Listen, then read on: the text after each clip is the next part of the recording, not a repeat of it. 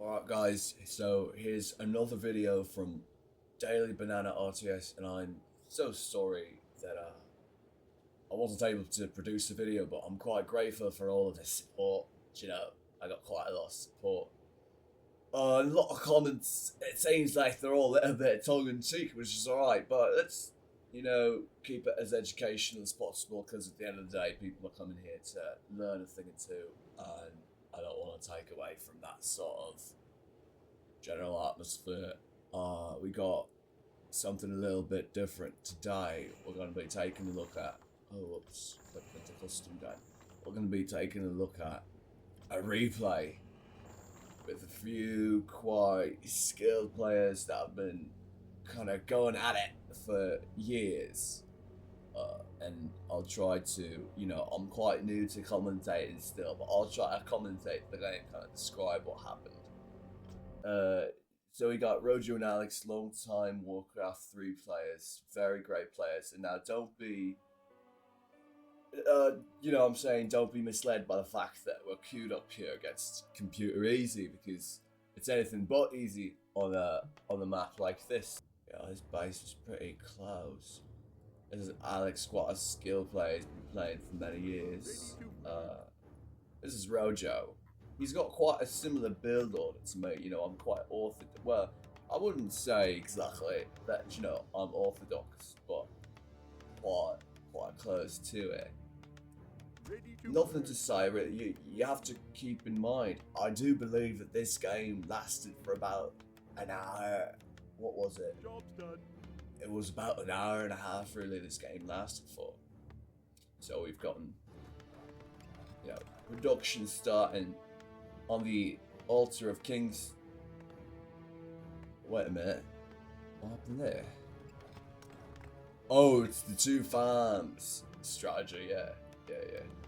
Alright, and then we've gotten my Altar of Kings. I'm a bit more orthodox now than what I have to say, than what this is. And we've gotten... there was a bit of...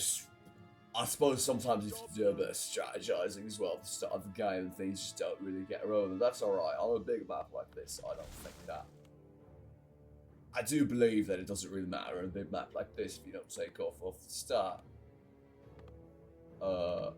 It's been a few years since Alex has been playing. He was on the Battle.net ladder, Alright, well, we're kind of just hopping right into the middle of the game here, and what we've got going on is we've had a bit of an unorthodox two-farm strategy. We've got recruits coming out, and Rojo, really good player. He played in the Pro League at some stage, and then we've got Computer Easy. It's just a bit of a challenge, really. Don't take it too seriously, don't take it too close to heart, but hopefully there'll be some sort of instructional kind of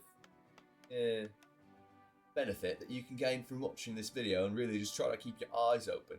I'm not going to be able to commentate every single thing that's happening, but if you keep your eyes open and you kind of, processing things from the last video, it should be quite straightforward what's happening.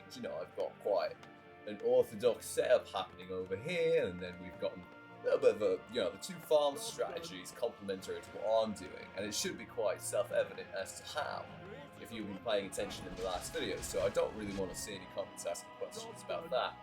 It's random. So at some stage, Roger's going to send out a scouting mission just to kind of figure out, oh, you see, yeah, that's the beauty of a strat. Then you put 3 peasants onto the Altar of Kings, and that gets it a bit quicker, doesn't it? Yeah, really good. He taught me everything I know, so I quite trust him. Taught me everything I know. Alright, now let's just pay a little bit of attention to what's happening. So, during a game of Warcraft 3, somebody, and usually whenever I play with Rojo and Alex, even though they're very great players, they've got extremely great technical skills. Somebody, and it's usually me, has to start creating the tactical decisions based on what's happening. And the basis for my tactical decision was that we're going to play safe. We're going to play safe. That was the basis for my tactical decision, because earlier, and you didn't see it, trust me, earlier I sent out multiple scouts and I was unable to find this base, and we just don't know what races the enemies were, so I had to you see, this is kind of a super weapon here. Alex is able to produce multiple ziggurats. Look at the speed at which he's able to produce these ziggurats. That's years and years, but it can't be overstated. Years and years of experience has rendered Alex as a player was able to produce multiple ziggurats in a very short amount of time, conserve all of his resources in order to efficiently tech out and start producing frost worms for when they're really needed. Rojo, of course, it's quite an unorthodox playstyle. I didn't see this actually. Didn't realise that happened. Sometimes in a game of Warcraft 3, you just can't predict what kind of a setback you're going to face, and this time Rojo faced a little bit of a setback, but look at the efficiency with which he's gathering lumber. You know, pay attention here, because sometimes people look at a game of Warcraft 3 and they just can't figure out, well, what really happened here? I was watching a replay and I couldn't figure out what really happened here. Well, pay attention then, and you'll be able to see, look, count the number of units he has gathering lumber. Obviously, that's an optimal number. So, go on, count this number, and then add that to your repertoire.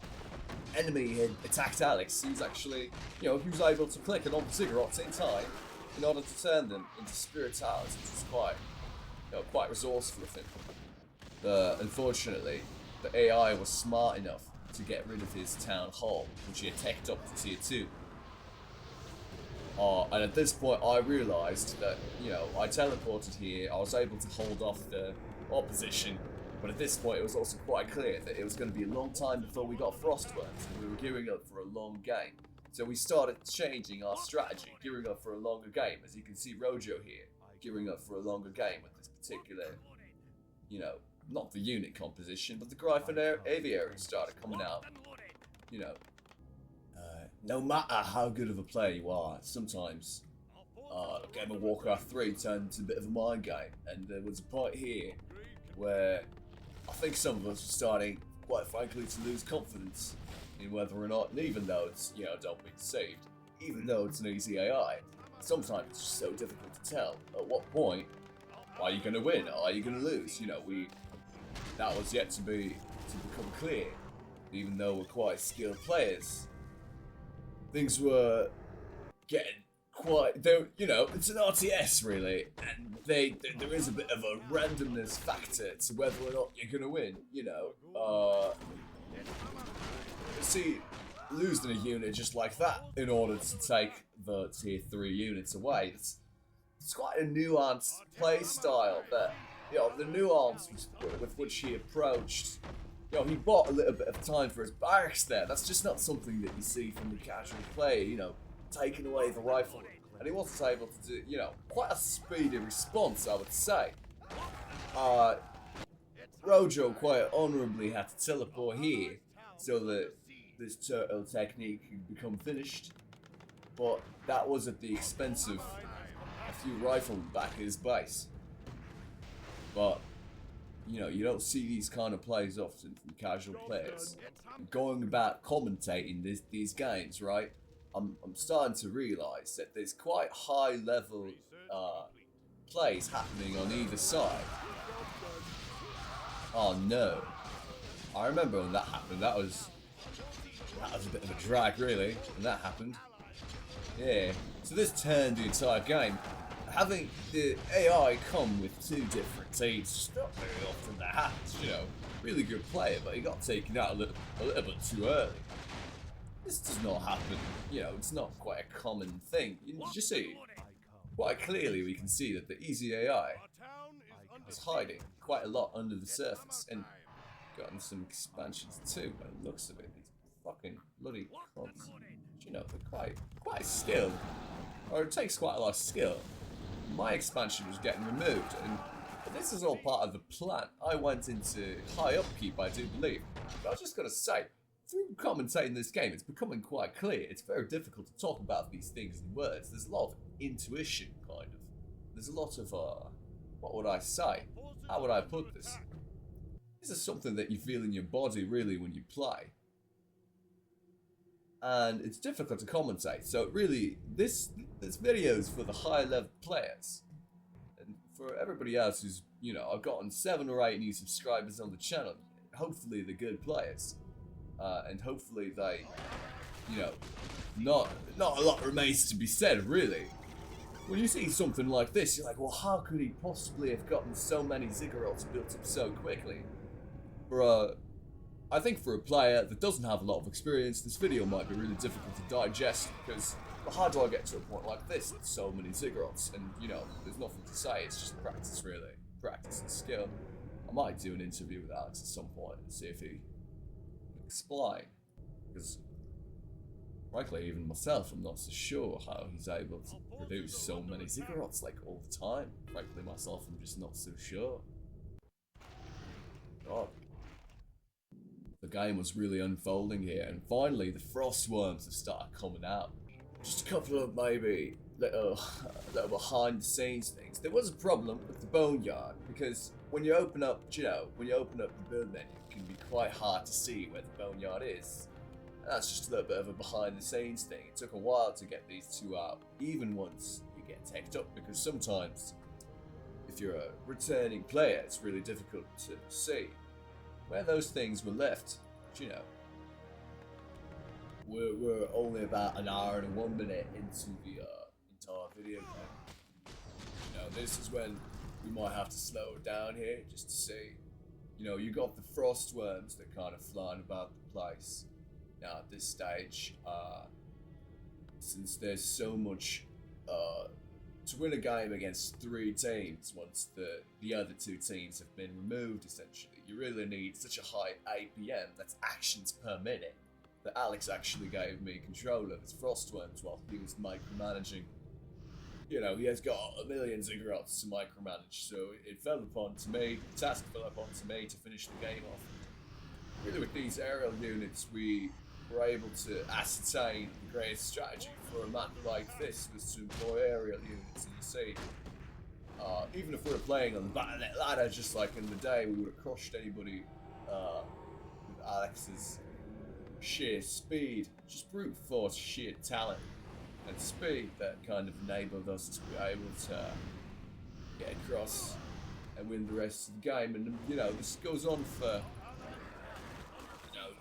half an hour. I don't know if I'm gonna bother showing you all this, but thanks for watching, guys, and thank you very much for all the subscribers. I just don't know what to say. It's meant quite a lot to me, but there will be more daily RTS content coming up. But yeah, this was just what we kind of went on doing. He's micromanaging the base.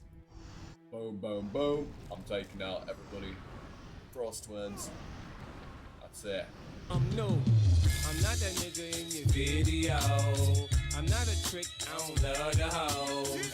And niggas know I be on the low. And I get my dough, and I twist my dro. I'm not that nigga that you think you know.